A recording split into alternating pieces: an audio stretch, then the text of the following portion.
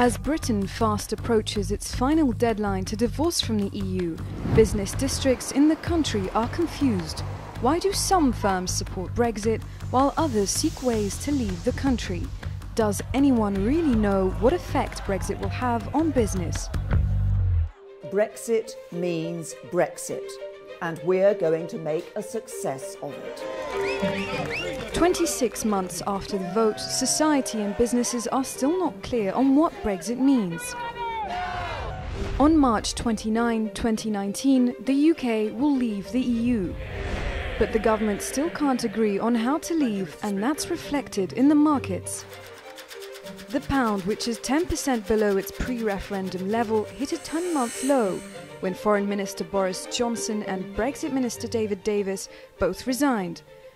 And the Bank of England has pushed interest rates above their financial crisis lows, from 0.5 to 0.75. Prime Minister Theresa May's team did thrash out a deal that will see the UK keep many of the same EU rules for goods. Despite government efforts, some companies continue to shift their capital away from Britain. New trade deals will be vital, and a message has already been sent to China that Britain is open for business. Back in 2016, more than 300 business leaders called on Britain to vote leave. They argued the country's competitiveness was being undermined by EU membership, and Brexit would allow them to create jobs. But now many businesses and market experts think otherwise. I hate to say this, but most of my clients would like a result that involves as little change as possible. And before the vote, 1,200 business leaders backed the Remain campaign in a letter to the Times. They said smaller businesses and employers would be particularly vulnerable to any economic shock.